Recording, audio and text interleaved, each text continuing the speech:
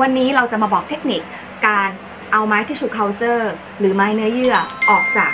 กระปุกพ็อกแบบนี้นะคะ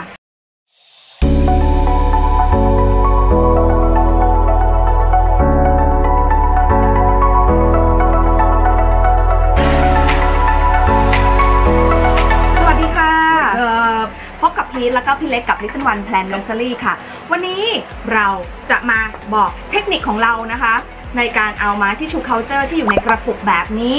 ออกมาให้แบบว่ารอดชีวิตหรือเสียหายน้อยที่สุดค่ะเทคนิคอะบอกเทคนิคอย่างแรกก่อนว่าตอนไม้เนี่ยบางสำนักเขาก็มาเป็นกระปุกพลาสติกแบบนี้บางสำนักเขาก็มาเป็นขวดนะคะสำหรับขวดรู้สึกเขาจะทุบถ้าปากขวดมันเล็กเขาก็ทุบขวดให้แตกไปเลยถ้าปากมันกว้างก็ไงเมื่อดีตอนผมทำกล้วยไม้ผมก็มันเป็นขวดแก้วผมก็ทุบนะแต่ถ้าเพราะมันปากมันแคบต้องมีเทคนิคนิดหน่อยผ้ารองเอาผ้าห่ออะไรแล้วแต่มีแต่วันนี้ของเราเป็นแบบกระปุกนะคะทีนี้เนี่ยเราจะรู้ได้ยังไงว่าอย่างอันนี้เนี่ยมันซีลพาสเจอไรซ์มาใช่ป่ะเราจะรู้ได้ยังไงว่าแบบนี้เนี่ยพร้อมหรือยังใช่แบบนี้คนง่ายมากเลยคุณก็ดูที่ก้นมั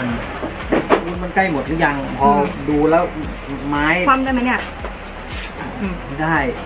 ก็ต้องความนานพอแค่นั้นแหละอย่างนี้ที่เราเลือกอันนี้เพราะว่าจะเห็นได้ว่า1ก็คือว่า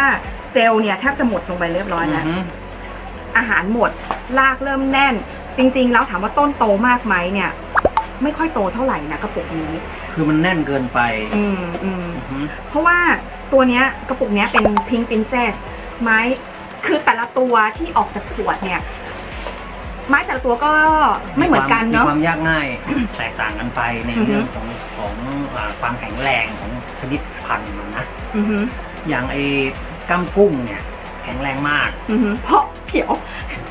ซื้อมาเป็นวอลิเกตออกมาเขียวสักเปิด5กระปุกได้ด่างมาต้นเดียวนี่เขาโชว์ด่างมาเป็นด่าง1ต้นงามนี่ไม่เกี่ยวกับเนื้อเรื่องเลยโชว์เฉยๆว่าเปิด5ได้1นะก็คือเราดูว่าเราตัดสินใจก่อนแล้วว่าเราเอากระปุกนี้ที่เจลหมดแต่เรามีตัวอย่างก็คือเราเปิดไม่ได้อาทิตย์นึงละคือตัวนี้น้ำออกก่อนเมื่อกี้ผมเอาน้ำใส่เข้าไปนะครับอันนี้เป็นอะโลคาเซียชนิดหนึ่งคุณช่วยนิ่งๆหน่อยนะคุณอะโลคาเซียชนิดหนึ่งทีนี้เราเห็นว่ามันยอดมันดันกระป๋องละเราก็เลยจะเอาเนี่ยออกวิธีการก็คือเราก็เอาเปิดปิดฝามันไว้แง้มมันไว้นิดนึงอันนี้ก่อน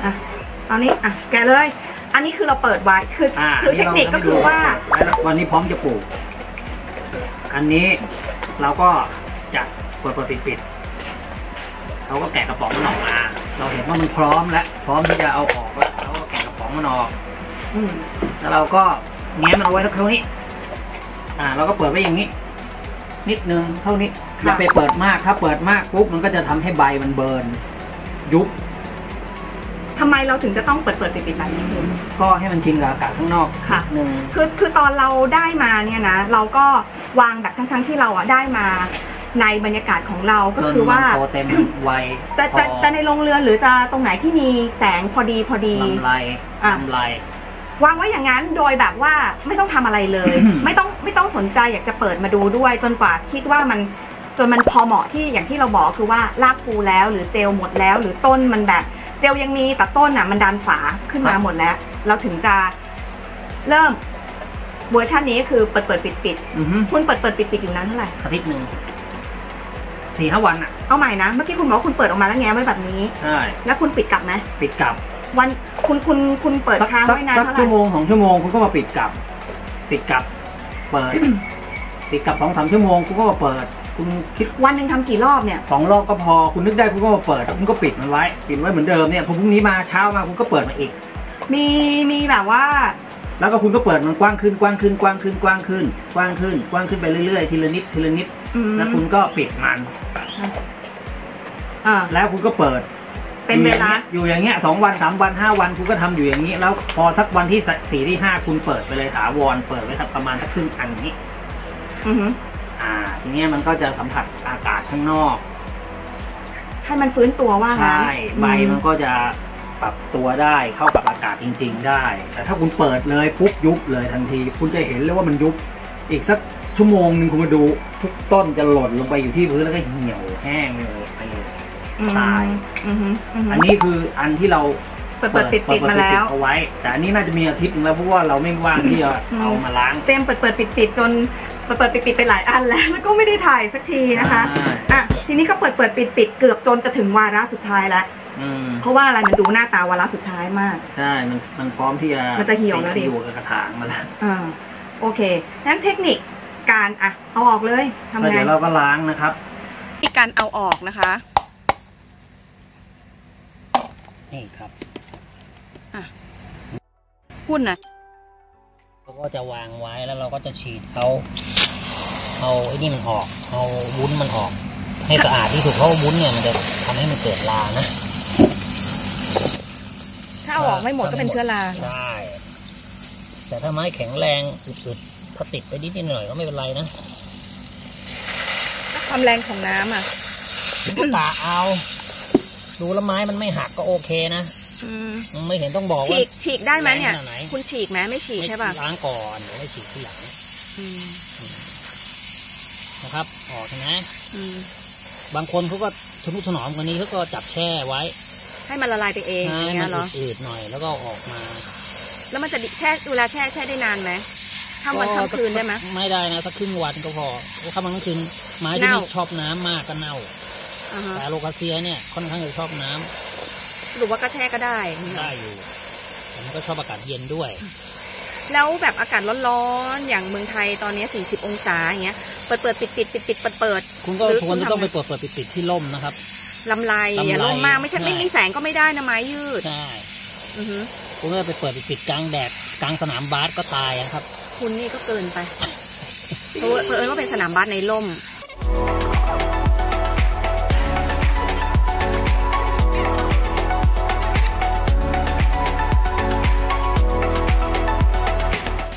นี่จบขั้นตอนการล้างแล้วครับ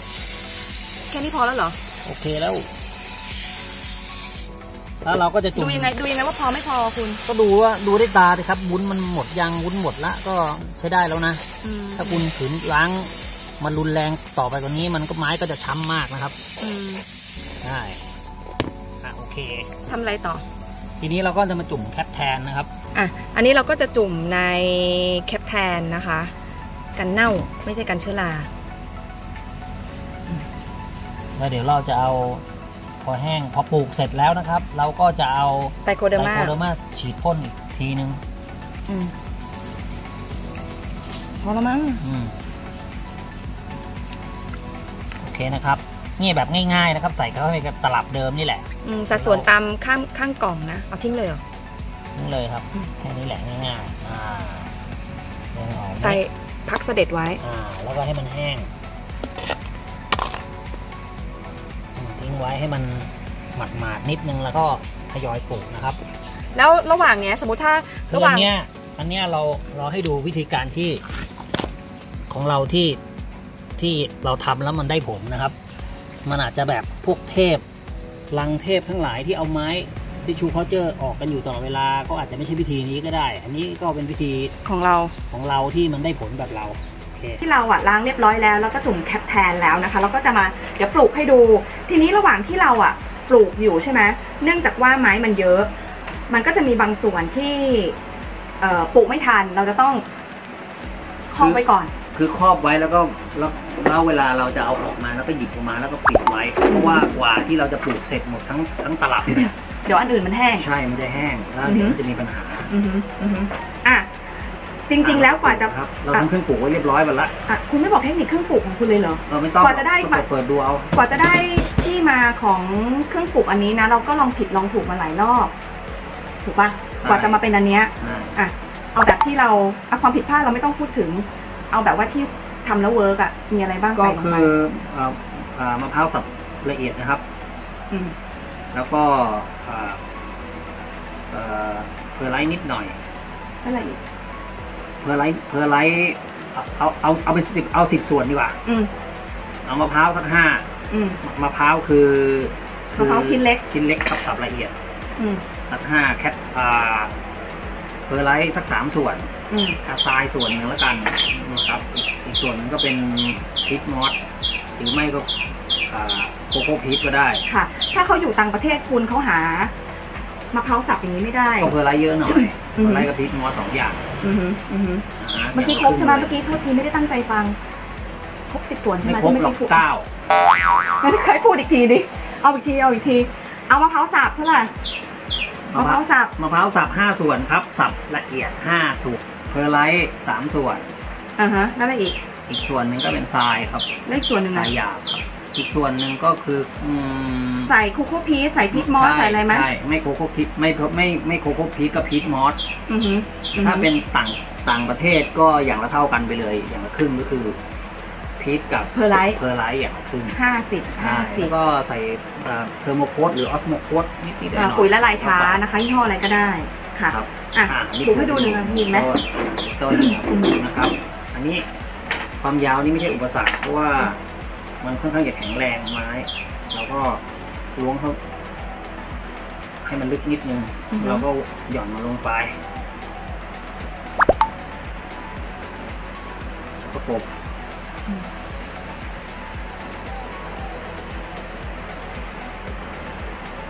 แค่นี้ครับแล้วก็พอหลังจากที่เรา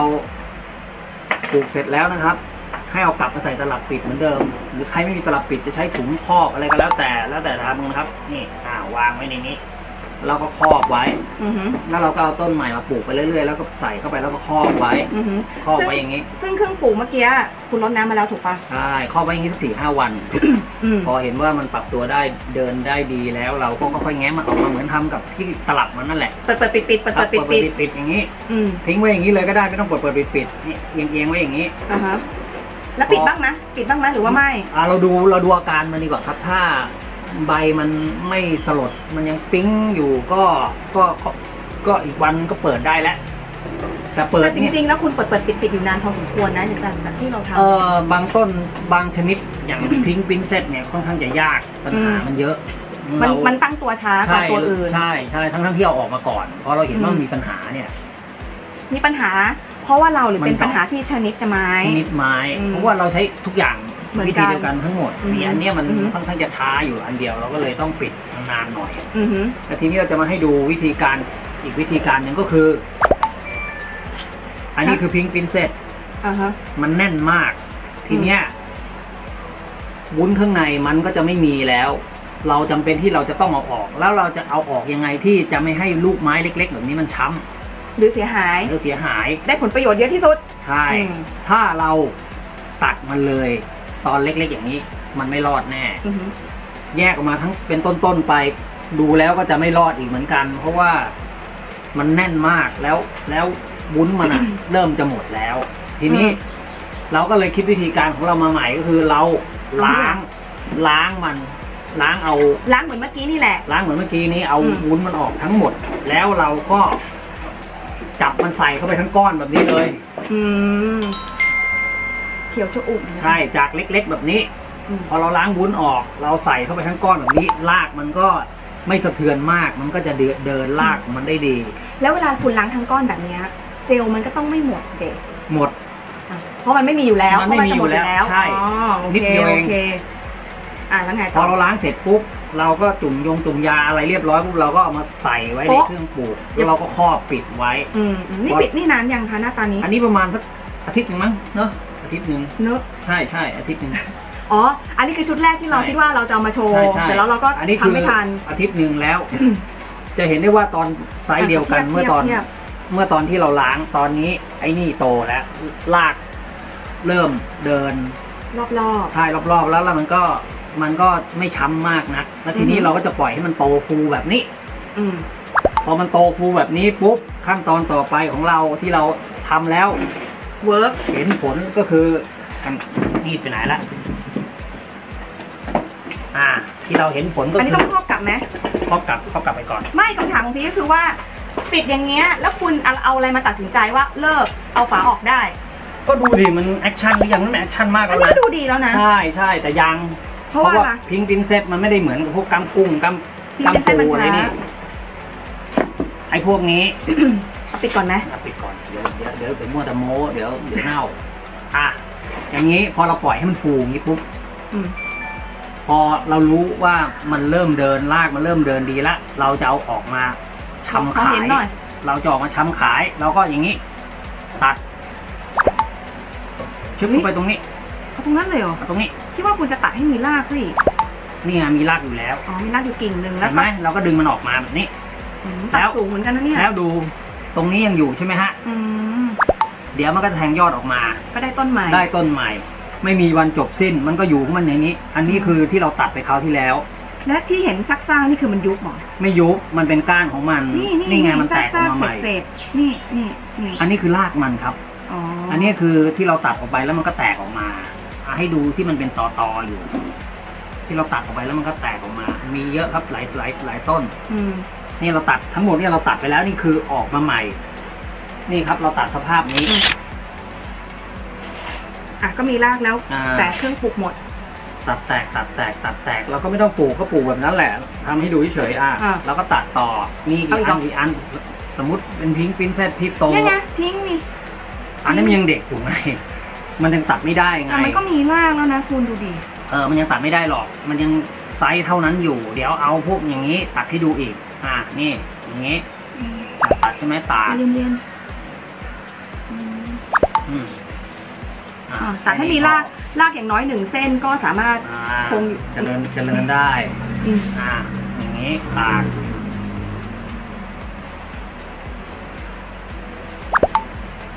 ตัด เฮ้ย มีราก ไหน ไหนนี้ก็ออก ไหนอะไรเนี่ย ไหนราก นี่ไง ตุ่มรากแค่นี้ก็เอาแล้วเหรอ ใช่ไปได้ แต่ว่าอะไรนะเป็นตัวอย่างที่ไม่ดีมาเมื่อกี้มันควรจะให้มันยาวๆหน่อยไหม เราก็ต้องอบอยู่แล้ว โอเค อย่างนี้นะครับตัด ใบบัง ดึงมันออกไปเลยนี่ เดี๋ยวโอเคนั่นไง ดูที่ต่อแล้วเดี๋ยวมันก็จะออกมาใหม่ Unlimited ครับ ทำไปเรื่อย ทำไปเรื่อย ๆ ได้ผล ถาดนี้คือเราไม่ได้ปิดฝาแล้วเนอะเราก็ปล่อยมันเป็นแบบนี้ไปเรื่อยๆนะคะ พอโตเสร็จก็เป็นแบบนี้อ่ะ อันนี้คือวิธีการของเราทั้งหมดที่เราทำออกมาเป็นรุ่นๆไปแล้ว อันนี้ก็คือพวกก้านส้มนะครับ อย่างก้านส้มเนี่ยนะออกมาช้ากว่าคนอื่นแต่ตั้งตัวเร็วมาก ใช่ไม้แข็งแรง เพ เพราะว่ามันไม่ด่างไง ซื้อด่าง มันก็เลยแข็ง เปิด9 กระปุกได้ด่างมา1 ต้น ครับ น อกนั้นก็เป็นเผือกกับเขียว คุณไม่ต้องยกดีกว่าถ่ายยากเหลือเกิน ครับ ตัวไอไว้วิสานี่ก็ตั้งตัวเร็วมากเนาะกัมปุ้งนี่ไม่ต้องพูดถึงนะ ซื้อด่างได้เขียวไม่ใช่ มันก็มีด่างอยู่ต้นเดียวก็คุ้มแล้วมั้งว่าไง ไม่คุ้มหรอกแต่ก็โอเค อันนี้ก็ไม่ได้ มาได้เห็น ลุ้น มาได้เห็น ทีนี้ถ้าเป็นพิงค์ปินเซตเราหยิบตัวอย่างมาให้ดูสิคุณพิงค์ตั้งตัวยากมากเลยอันเนี้ยตั้งแต่เจเนอเรชันที่1เลยนะเนี่ยมันยังได้แค่นี้เองถามนอกเรื่องได้ไหมมีลูกค้าถามว่าเลี้ยงพิงค์ยังไงให้มันดำพูดผิดเลี้ยงพิงค์ยังไงให้มันชมพู ก็มันชมพูมันก็ต้องดำมันต้องเกิดจากดำก่อนเพราะฉะนั้น ทำไงให้มันแบบชมพูปิ้ง มันต้องล่มนะล่มแล้วชื้นจัด แล้วเมื่อไหร่มันจะชมพูเนี่ยดูจาก อันนี้เราไม่สามารถจะไปสร้างอะไรตรงนั้นได้เพราะว่าเอาให้มัน ไม่รอดเอาให้มันรอดก่อน ให้มันไม่ตายก่อนสีทำทีหลังได้ไม่เรื่องยาก ก่อนที่คุณจะมาถึงสูตรเครื่องปลูกอันนี้ที่คิดว่าเฮ้ยมันเวิร์ก ตอนแรกก็ใส่พริกมอสพริกล้วนแล้วมันก็ลากมันเดินยากไม้มันค่อนข้างจะมีปัญหาเลยแหละเพราะฉะนั้นจริงๆแล้วเนี่ยมันชอบโปร่งๆเนาะถ้าไม่มีมิกซ์เจอร์แบบเราไม่มีเครื่องปลูกแบบเราก็หาเสกสรรเครื่องปลูกอย่างอื่นก็ได้แต่เอาโปร่งๆก็ใช้เพอร์ไลท์ล้วนนะก็มี แล้วเป็นไงก็ใส่กับปุ๋ยเลยแล้วเป็นไงก็เห็นมันโตได้ดีอยู่ก็ไปลองดูแล้วกันเราไม่รู้เรา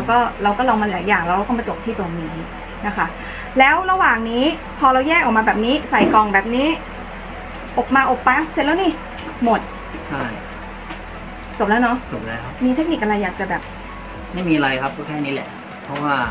จริงๆแล้วไม้ใบเนี่ยมันไม่ใช่ศาสตร์เราหรอกแต่ผมอะทำไม้ใบมาก่อนก็เลยพอจะรู้นั่นเองก็เลยอยากมาแชร์วิธีการเทคนิคของเรานะคะให้คนที่อยากเอาไม้ขวดออกมาเป็นแล้วมันก็เป็นประโยชน์ในการ ขยายพันธุ์มัน สำหรับวันนี้นะคะก็หวังว่าจะได้เทคนิคดีๆนะคะจากพี่เล็กไปค่ะถ้าใครชอบนะคะก็ฝากกดไลค์กดแชร์กด Subscribe กดกระดิ่งกดแชร์เข้าไปนะคะสำหรับวันนี้เราสองคนลาไปก่อนสวัสดีค่ะ